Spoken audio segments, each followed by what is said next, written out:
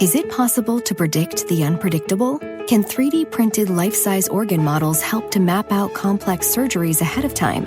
Is it possible? It already is right here.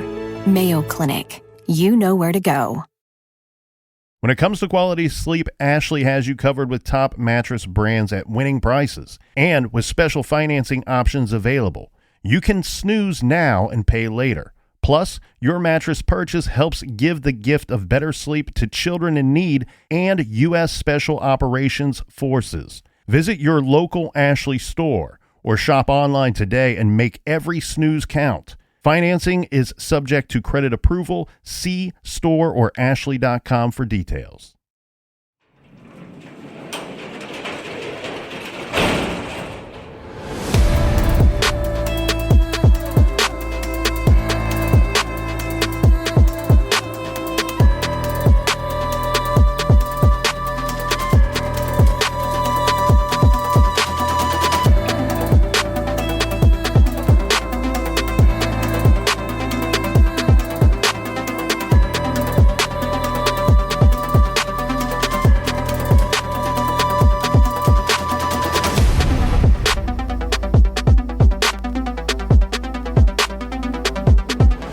Welcome to True Crime Garage. Wherever you are, whatever you are doing, thanks for listening. I'm your host, Nick, and with me, as always, is a man who eats corn on the cob the long way. Here is the Cap. Yeah, I eat it the long way, and I like it.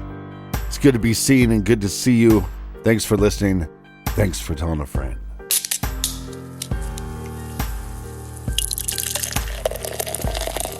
Today, we are still sipping on some ice-cold Howdy Cloudy beers from the good people at Tailgate Brewery. This is a New England hazy session IPA. Tailgate Brewery teamed up with the Nashville Zoo to donate a portion of the proceeds from this beer directly to their Clouded Leopard conservation program. Nashville Zoo is a worldwide leader in the efforts to save this vulnerable species, so enjoy Howdy Cloudy to keep you cool this summer, but also it's for a good cause. Garage grade 4 out of 5 bottle caps. And let's give some praise and thank you to our good friends that are keeping us cool in the garage today by filling up the fridge. First up, here's a shout out to Sherry, who is fine as wine, chilling in beautiful and colorful Parts Unknown. And by the way, Parts Unknown t-shirts available now in the garage store. And a big We Like Your Jib to Bertha in Westchester, Ohio. And next up, we have Jordan Nicholson, who is most certainly on the dean's list at Duquesne University in Pittsburgh, Pennsylvania. Everybody we mentioned, they went to truecrimegarage.com and put some coldies in the fridge for this week's set of shows, and for that, we thank you. Yeah, BWERUN Beer Run. If you're looking for our bonus content, it's in the Apple Podcast app. You can, right when you click on our show and go into our main feed, there's a little button that says subscribe. And you just click on there, and then you subscribe, and then you get all the bonus content. And that's enough of the business. All right, everybody gather around, grab a chair, grab a beer. Let's talk some true crime.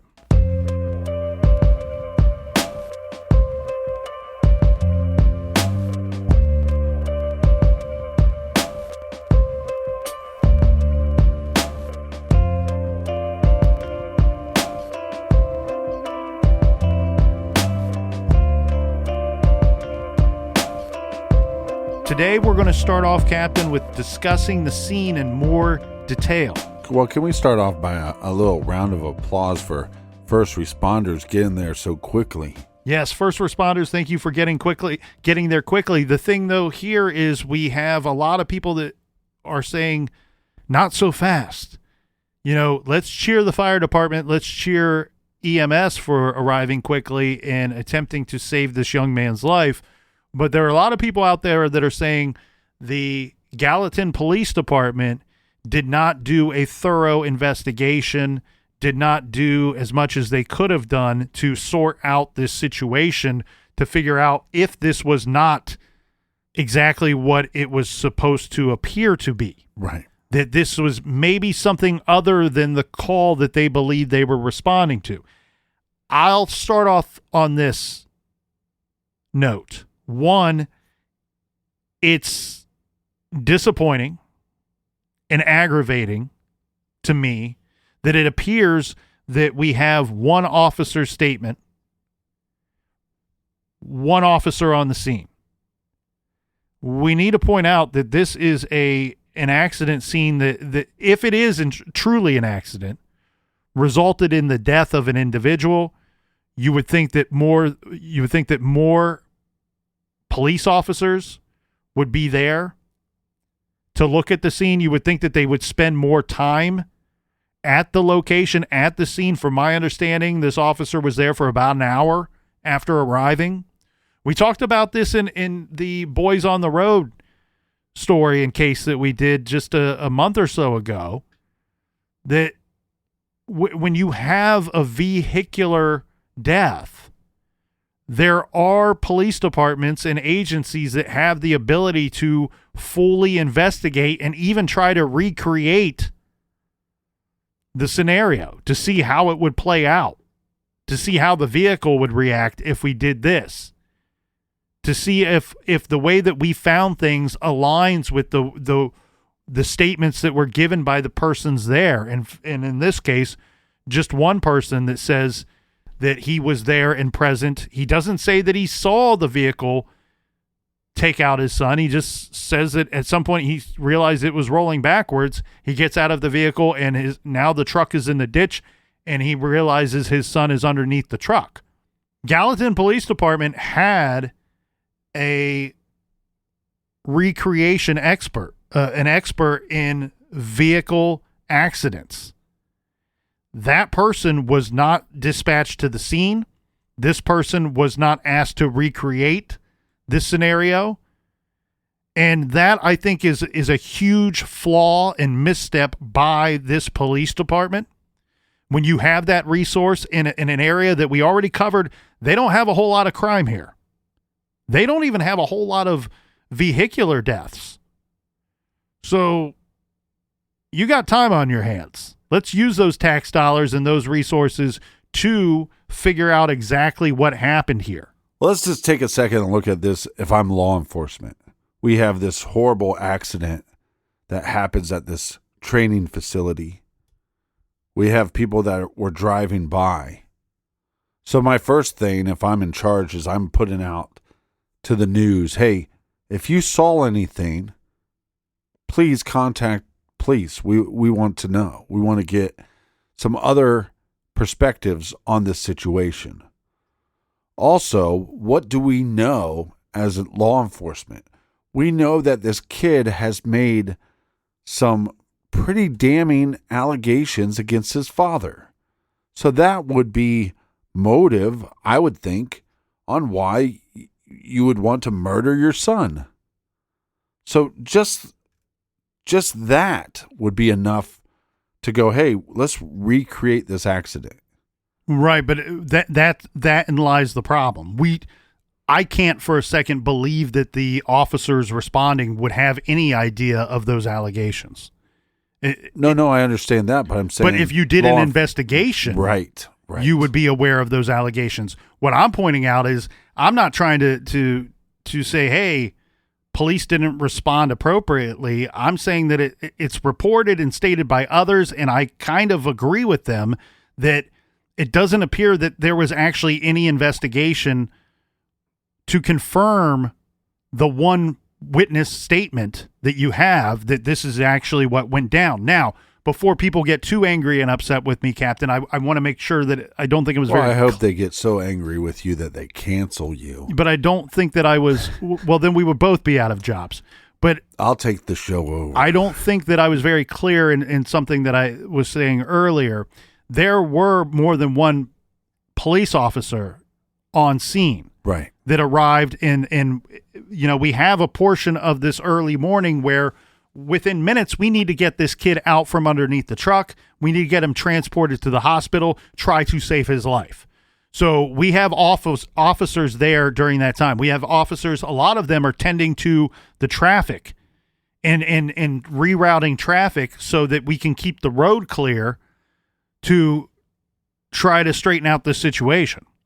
Now, where I'm disappointed is after all of that chaos is over, according to the report, the official police report, it sounds like there's only one officer that remains on the scene to try to talk to witnesses, to try to assess what actually happened. And I think that when you have a death, especially in an area where we're not talking about New York City, LA, big cities like Dallas, or, you know, that have a lot of things to monitor, that you have personnel and resources that could be applied here, and that they could have stayed on scene longer and made a better attempt at figuring out what happened. Now, getting to the accident scene itself, as we told you yesterday, you can go to freedomforgracie.com, and there are several photos from the accident scene that were taken that day. Well, let's try to put that link in the show notes. And what you have here is you get pictures of this truck in the ditch. And as we said yesterday, you can see the incline of the parking lot. It's a rather small parking lot, or at least from these angles of the pictures, it appears to be a small parking lot. It's not a terrible distance, terribly great distance from where Grant would have been parked to where his truck ended up. But what you have here on this website is a series of photos, and with each one, they are pointing out why this is not an accident and why this is a scene that may have been staged to cover up something else. Now, before we get into that, I do want to tackle a couple of the other, air quotes, suspicious details regarding this situation. Okay. So I don't love when I see a situation where I feel like people are piling it on with what might be unnecessary information, because I think it takes away from the really important information and evidence in a case. So one thing that I've heard stated multiple times is that, well, Aaron Solomon's statement has to be false because Grant Solomon would have never have stored his baseball gear in the bed of his truck. That it was 83 degrees that morning when Grant left his home, right, to get to the facility. So it's a very hot day, very hot summer day, and that any person that is a baseball enthusiast, that plays baseball, especially at a high level, that they would never leave their equipment out, never place it in the bed of their truck, especially when he's got a large cabin. This truck, Tacoma, has a large cabin. It has a back seat. He could have placed all those items in the back seat. That an athlete at this level would never put their very expensive baseball gears. If for those who don't play baseball, Google you some baseball gear. It's quite expensive. But these people say that one would never put their equipment in the bed of their truck because due to the heat. I don't like those statements, though, because we don't know every action or the intent of every person. We don't know if he was in a hurry, and even if he wouldn't typically do that, that maybe he just threw it in there and took off. The other thing, too, is like that doesn't stand to reason very well with me, because last time I checked, baseball is an outdoor sport and they're playing in the heat. So I don't know that I would make a strong argument against Aaron's statement based off of, well, he would never put it in the bed of his truck due to the heat. It was, I'm sure he's played baseball in 83, 85, 90 degree weather, and that the equipment is outside. The baseball glove is on his person during the game. So that doesn't make a whole lot of sense. But for those that say this is a cover-up, that this is intentional homicide, there are some things at the scene captain that don't make sense. They don't go along with the statement given by his father, Aaron Solomon. One of those is that there's grass between the parking lot and between this rocky ditch area where the truck is found. Right. The grass that goes from that's between the parking lot that the truck would have had to roll down through with Grant underneath of it, there's no, like, the grass isn't pushed down. There's not obvious signs that the truck rolled that way into the ditch. There's not obvious signs that a person was drugged under a car, under a vehicle, through that grass and into the ditch. The reverse of that is people point to another picture that say, here are marks on the sidewalk. Once this truck is finished moving, it is partially on the sidewalk and the front of the truck in the ditch. Rear wheels on the sidewalk. And people point to marks on the sidewalk that are said that the left rear tire, these are tracks, these are indications that this vehicle drove forward over this sidewalk. What I won't say is that I believe that 100%. I will say that there are marks that appear that a vehicle did drive forward over that stretch of sidewalk. I can't say that Grant's truck made those marks, but what I can say is the reverse. When it comes to the grass, yes, Grant's truck and Grant may have moved through that grass, but there's no indication in these photographs that that happened. Nothing obvious to point that that happened. The other thing that's very troubling is the statements that Grant's head was facing the parking lot and that his feet were facing the street. Now that to me and to many others does not ring true that he's standing at the back of the truck backs up over him and pulls him into the ditch. His head should have been facing the street, his feet facing the parking lot, unless he tumbled underneath the truck as it drug him into the ditch. The problem with that, though, Captain, is there's no injuries on Grant's person, according to the medical record, that suggests that he tumbled underneath the truck. So his body position doesn't align with the story. Yeah, if you're interested in this case, you have to take a look at these pictures, and we'll take a lot of these pictures and pull them off the website and throw them on our social media so you can see those. But it's a quad cab truck, so going back to the equipment makes more sense that you'd put it in the quad cab and not so much the bed of the truck. But I can agree with that. You wouldn't want it to be rolling around in the bed of the truck. You would prefer that it's more secure in the quad cab. We do have several people that have stated that Aaron Solomon has changed his story in that regard, that no, I must be mistaken. He might have gone back to the rear door rather than to the tailgate to retrieve his gear. The problem for us here in the garage, Captain, we can only report and make an opinion on the evidence as it is, as that we can view with our own eyeballs.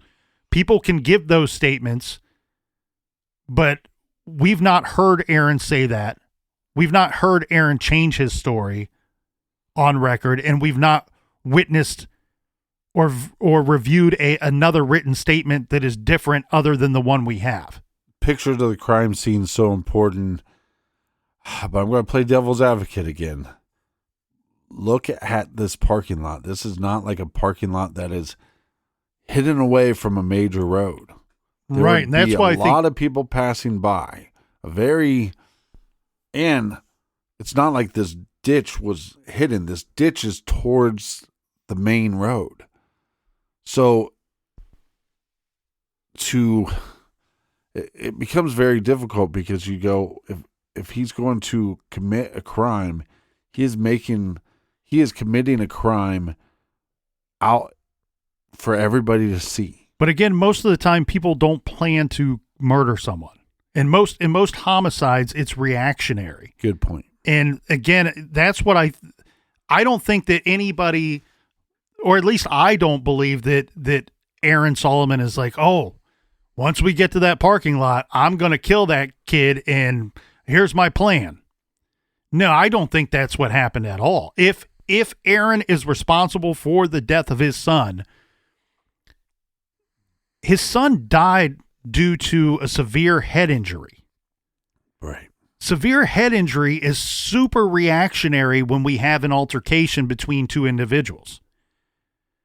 Person A picks something up that's heavy and hard and strikes person B in the head or face with it, resulting in the death of the individual, but it's reactionary. The person may have taken a swing at the other person, not even with the intent to kill, but the intent to attack or lash out at them. Right.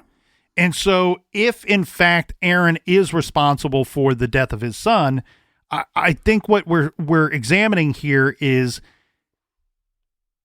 he reacted. There's an altercation, verbal altercation that leads to some kind of physical attack. And then all of a sudden we have person A who's going, holy shit, I have to cover this up now. What can I do? What can I do? Oh, I could put him in the ditch and drive the truck over him.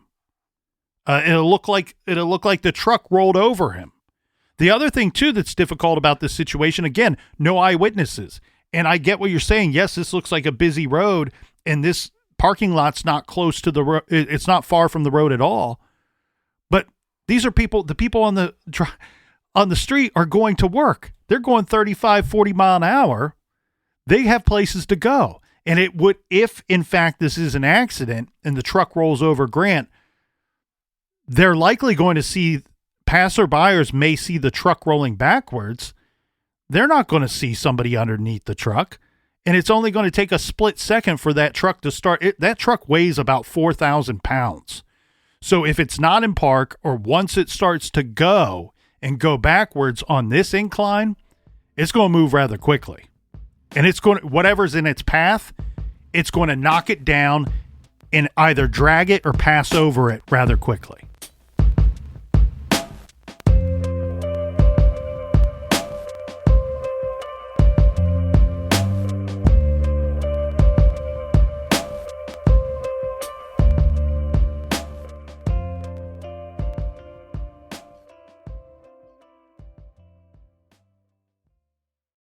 This show is sponsored by BetterHelp. Do you look forward to the holidays? Maybe you struggle with seasonal blues.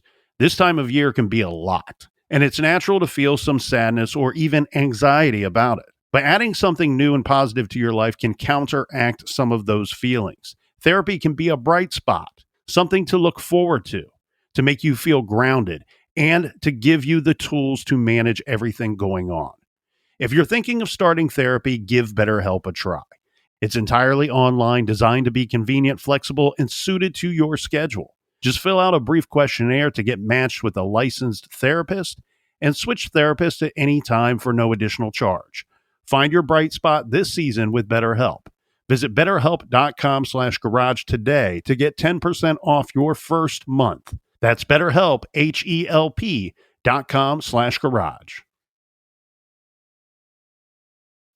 Is it possible to predict the unpredictable? Can 3D printed life-size organ models help to map out complex surgeries ahead of time? Is it possible? It already is right here. Mayo Clinic. You know where to go.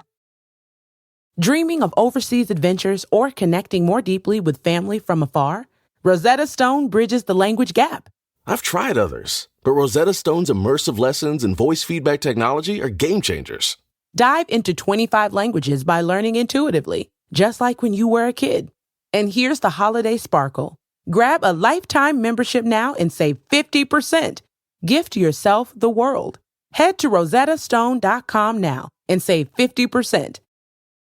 At Consumer Cellular, you get the same exact coverage as the largest carriers, but for up to half the cost. Same thing, up to half the cost. Up to half the cost for the same thing. 50% the money for 100% the same thing. I hope I'm making myself clear. Consumer Cellular. When freedom calls, we're here to answer. Call us at 1-888-FREEDOM. Half the cost savings based on cost of Consumer Cellular single-line 5GB data plan with unlimited talk and text compared to lowest cost single-line postpaid unlimited talk, text, and data plan offered by T-Mobile and Verizon May 2023.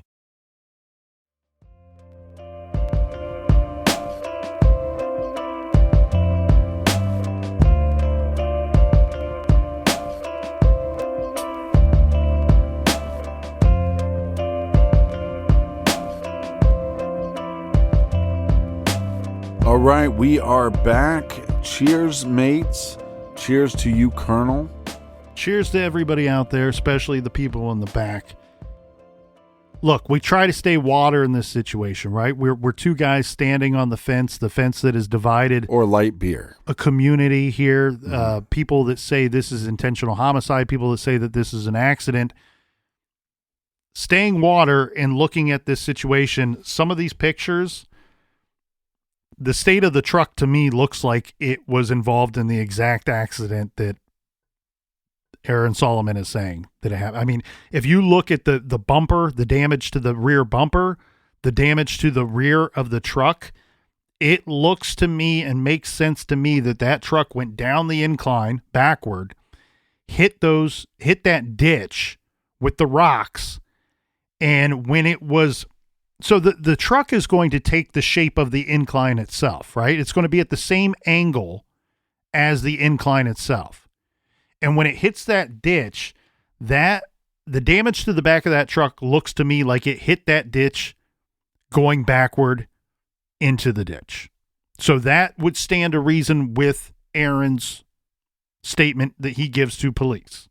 But I just want to point out that damage to that vehicle would happen whether there was a driver in there or not. The other thing that is interesting too, that also points to confirm Aaron's statement, is the rocks that are seen in the Devil's Strip, right? That strip of grass between the curb of the road and the sidewalk. Right. There's several rocks that are of the exact same size of the rocks in the ditch that have now, due to the truck going backward into that ditch, have kicked them up into that grassy area behind the truck. So those are some physical things that we can see in these photos that would say or suggest to somebody like me, a garage guy, that truck did exactly what Aaron Solomon said it did. The thing here is, though, and the thing that I want to keep circling back to, is that I'm a garage guy. Captain, garage guy. Guess what? Not vehicle accident scene experts. So we can form an opinion. We can deliver our opinion based off of what we are seeing here. But just know we are not experts in this realm. Guess who is? A person that worked for the Gallatin Police Department who was never dispatched to this scene. So we should not be sitting here 3 years later with all these questions. This should have been determined by somebody who has the expertise, the knowledge, the education, the resources to form an exact expert opinion that actually matters in this case. You wouldn't have to be sitting here listening to two garage guys talk about the accident scene or crime scene, murder scene, if we had that expert there at the scene to assess the situation and document everything. I'm going to sound like Captain Repeat, but if I'm law enforcement, why isn't the officer staying there longer and doing a more thorough investigation of the scene? Exactly. But let's say that's just a mistake. Okay. But now, once they rush him to the hospital and we know he died, now we need to investigate this a little further. How did he die? Blunt force trauma to the head. Okay, well, there could have been an altercation. Did his father cause this blunt force trauma and then try to cover it up? Why is the body not found in the position that you'd think the body would be found in? Exactly. Where's these other eyewitnesses? Where's the statements from the first responders? Where's an investigation into the father's background? There was no investigation in this accident. And that's where I'm saying it makes it very difficult for us to have a strong opinion because we're not qualified to give that opinion. No, but the person that was not dispatched to the scene. Right. No, and that's what I'm saying is so frustrating, is because no investigation, maybe the day of, maybe that's a mistake, but no investigation at all, huge mistake. And I don't think this kid deserved this. I don't think Grant deserves, especially once you hear that this guy was going to take his father to court to get custody of his sister, these are horrible accusations. Again, though, we're asked to examine this, and the problem is, what's the proof of that? We don't have Grant to tell us, yes, that's my intention, that's what I was going to do. We have hearsay. We have other people saying, well, that's what was going to be done. That's what Grant's intentions were. Right. If there was an actual court date, if there was an actual attorney that was hired to do so, if there were steps, because you don't just wake up one day and go, taking dad to court, see you at 10 a.m., bro. No, it don't work that way. You have to take steps to get to those court proceedings. I need to see that those steps were taken to confirm that that was this young man's intent, that was his intentions. Yeah, or if I'm law enforcement, I talk to the family, they say, well, that's his intent. Well, let's now talk to friends of Grant. And are they saying the same thing? I mean, it's just, it's very tragic. So what we have here regarding the medical information to Grant's injuries and to his death is that you end up with a bruise on his upper thigh, a bruise to his hip, a blow to the jaw area, and a single fatal blow to the back of Grant's head. And there are no other injuries listed on this medical report. Now, I want to point out here, first off, that a single fatal blow to the back of Grant's head makes total sense to me when you tell me that this vehicle starts to go down the incline, backs over this individual who is getting his gear out of the back of the truck and knocks him down, and he smacks the back of his head on the blacktop on the concrete. And that is the shot that killed him. Makes sense to me. The problem then becomes, again, his head is facing the parking lot and and shoes and feet facing the street. That doesn't make any physical sense to me. That doesn't seem to ring true with the statement given to police. So I question that big time. The other part, though, there's an argument that Aaron once at the medical facility told the doctors, no, we don't need an autopsy, doesn't want further investigation into the death of his son because he's trying to cover up the murder. Right. So, but the problem is when you review the report, it's permission for post-mortem examination. And your options here for the medical personnel to fill out and put an X next to which one is granted, refused, not requested. They put an X next to not requested.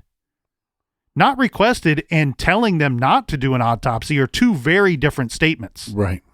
Two very different statements. What if father was never asked, do you want an autopsy or can we perform an autopsy? According to the medical personnel who may not have a dog in the fight, they check the box that says not requested. Well, this is a good point. Let's stay on this point for a second because we see this with a lot of cases, especially when there's some controversy over the findings of a case. One side goes, no, you got to remember, it's evidence, 100% evidence, 100% true. The father said, hey, we don't need to look into this any further. If that is 100% true, that's pretty damning, right?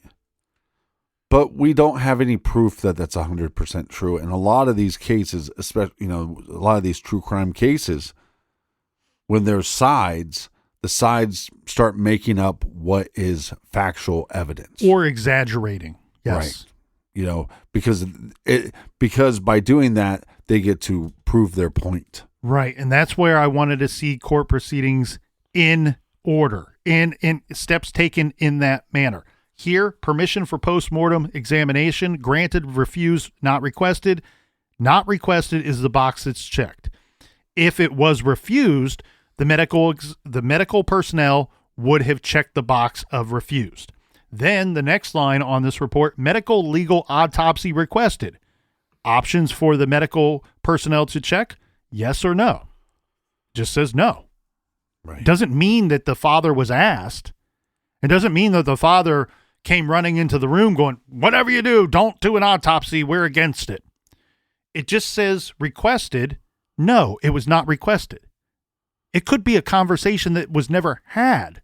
Now, if we want to point the finger at some possibly wrongdoing or, again, a misstep, again, garage guy, humble garage opinion here, but this, I'm echoing what a lot of people in the medical field, a lot of doctors and nurses will tell you that is standard procedure in many jurisdictions, many counties and states across this great land, that when a person of this age dies, 18-year-old young man, perfectly healthy, not just perfectly healthy, I mean, goodness, an athlete, a somewhat gifted athlete as well.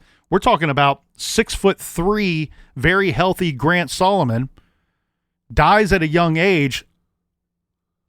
Again, it's typical, it's protocol, it's normal procedure in many areas that an autopsy is conducted.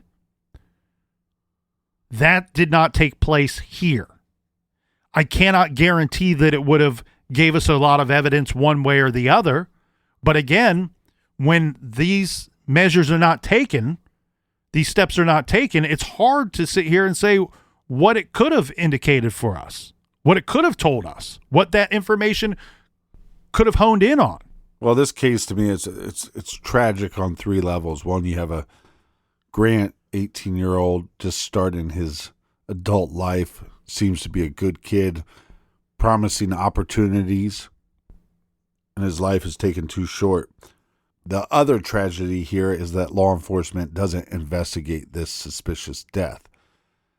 Lay to rest some of these rumors. You have some of these answers, or you had the ability to get these answers, and you didn't do so. And that is what the public ultimately pays you for, is serve and protect.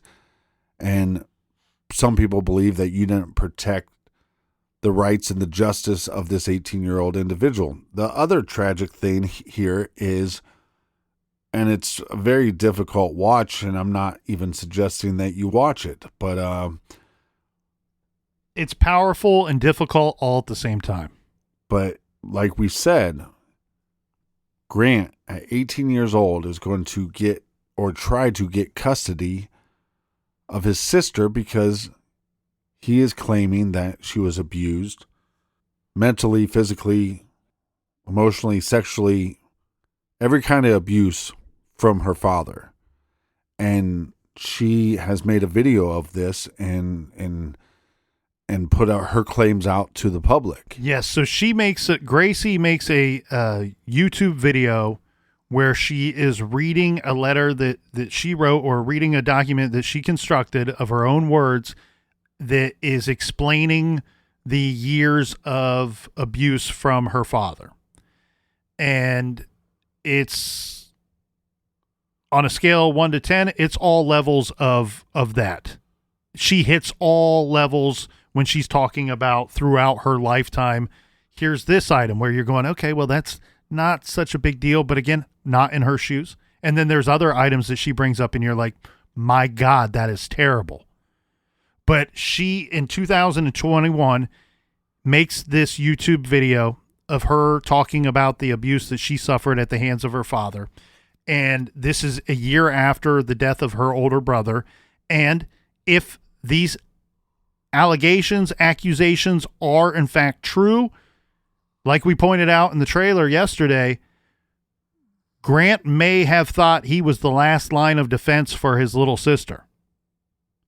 And if in fact he was going to take his father to court to try to gain custody of his little sister, because that's the big part of this murder and accusation, right? That not only did he kill his son, but he killed his son to silence him. Right.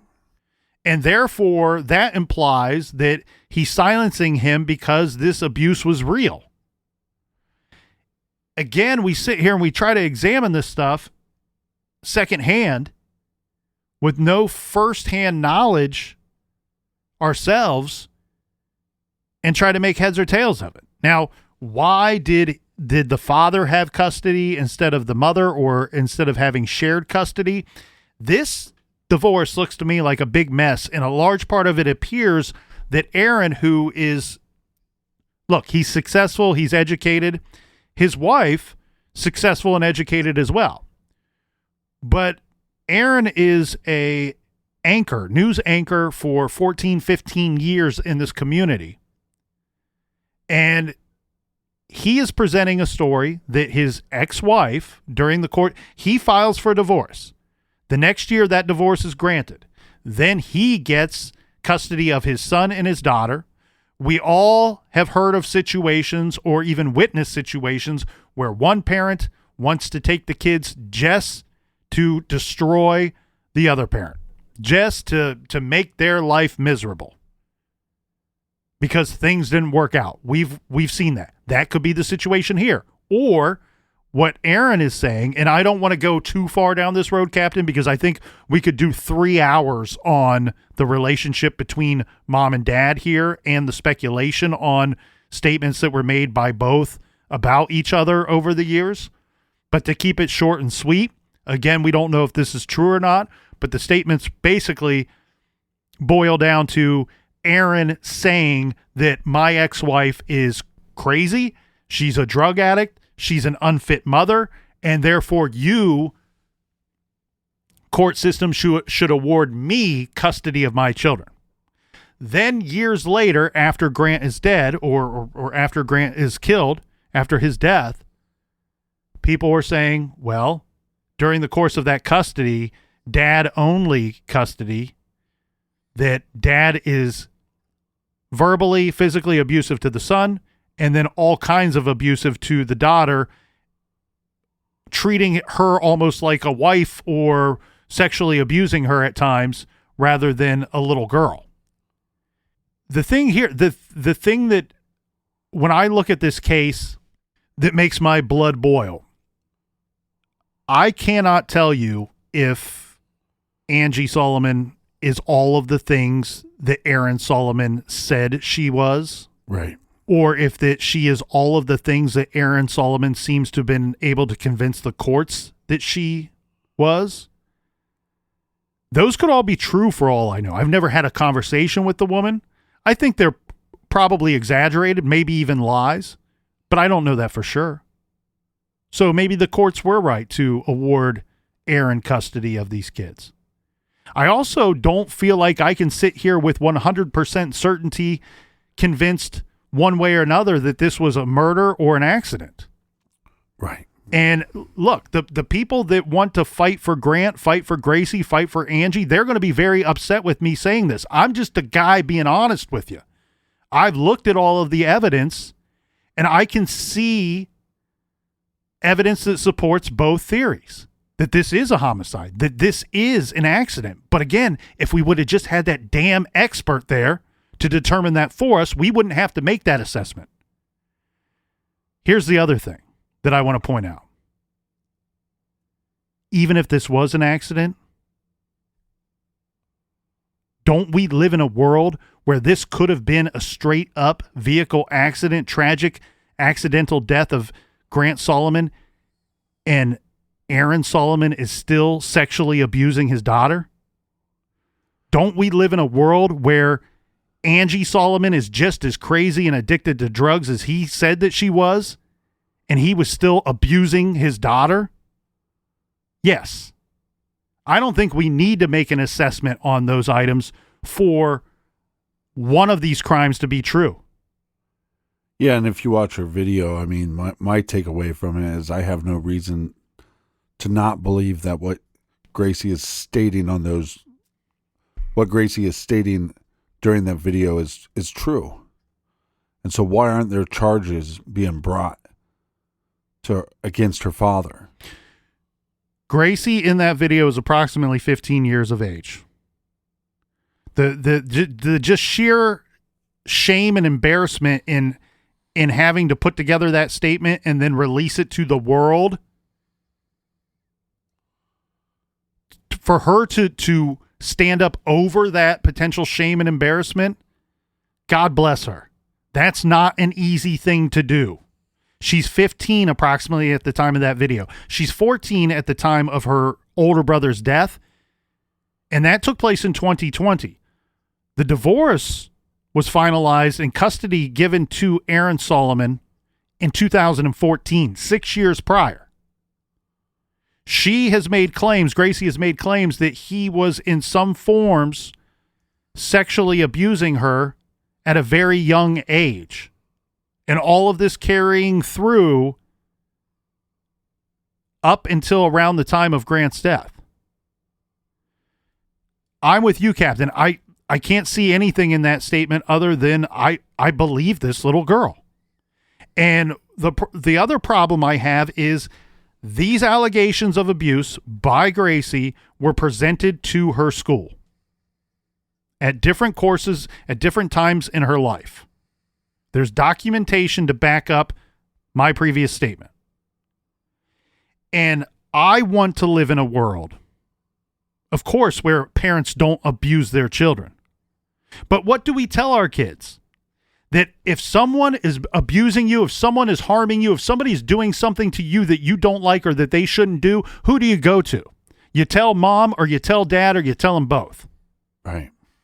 But it takes a village, people. And what do we tell children that are not ours? If your abuser is one of your parents, you should be able to go to your school officials and tell them. I want to live in a world where when that abused child goes to those school officials and reports this and says, you know, the stuff my dad does, it's weird and it's hurting me and I don't know what it is. I want to live in a world where those school officials take it to the next level, take it to the next step and do something about it. Not turn the child away, not hand them back into the arms of their accused abuser. If that abuse is true, this community failed this little girl. Well, I'm thankful for all the listeners to allow us for this to be our job, because it's a subject that obviously we're both fascinated with, but this case was very difficult, especially with abuse allegations. Yeah, with the Gracie video is very difficult. But where we stand today is, again, why no investigation into this death? And also where we stand as far as where Gracie is concerned, she is not in the custody of her mother. She is in the custody of DCS. So again, when we have these accusations by Gracie, we have these allegations against the father? Is there an investigation being looked into to these allegations? Exactly. And look, we all want to live and raise our families in a nice neighborhood, in a nice community. Gallatin, Tennessee is a nice community, nice area. Franklin, Tennessee, nice area where these people lived and worked. And the thing is, we want to live in these nice areas, in these nice communities, for resources that can prevent a murder or investigate a homicide, investigate this death, investigate these abuse allegations. And none of these resources seem to have been utilized in this situation. It seems very backwards to me.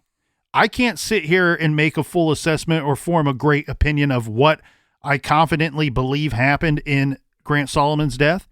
I can't form a great confident opinion in what happened in their divorce, or who was right or who was wrong, or who should have had custody of the children.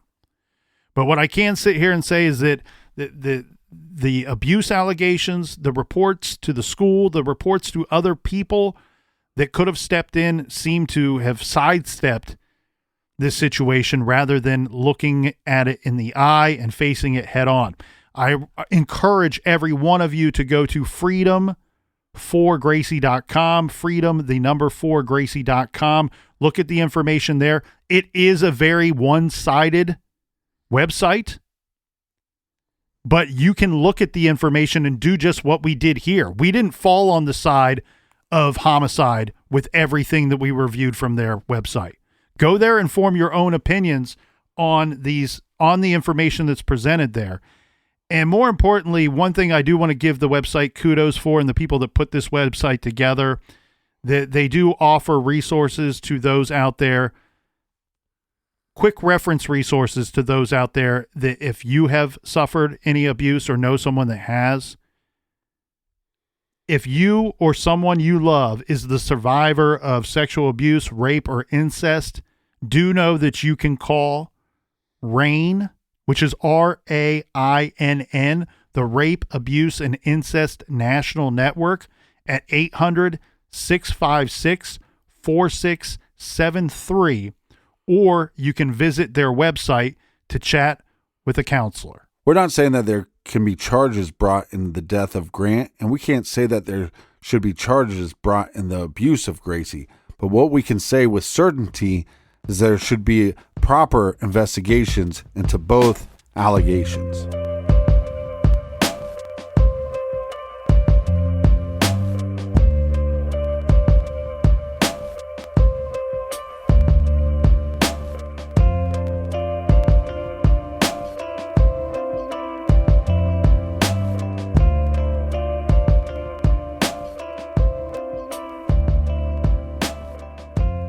What a fascinating case. We want to know your thoughts, so go to truecrimegarage.com. Leave those thoughts on the blog page. Colonel, do we have any recommended reading for the beautiful listeners? This week, Captain, we are recommending Solving Cold Cases, Investigation Techniques and Protocol by Joe D. Kennedy and Hogan Hilling. Solving a cold case is extremely difficult and many are left unresolved. This is a book by retired NCIS Special Agent Joe Kennedy talking about how he solves cold cases. It includes details, the methodology that he created to solve cold case murders. He offers an in-depth, behind-the-scenes look into why cases go cold, how they are investigated, and what is needed to successfully resolve them. This book provides detectives and true crime enthusiasts the tools to investigate cold cases in their own communities. Check out Solving Cold Cases, Investigation Techniques and Protocol by Joe D. Kennedy and Hogan Hilling. You can find that great title and many other wonderful recommendations on our recommended page, truecrimegarage.com. And until next week, be good, be kind, and don't litter.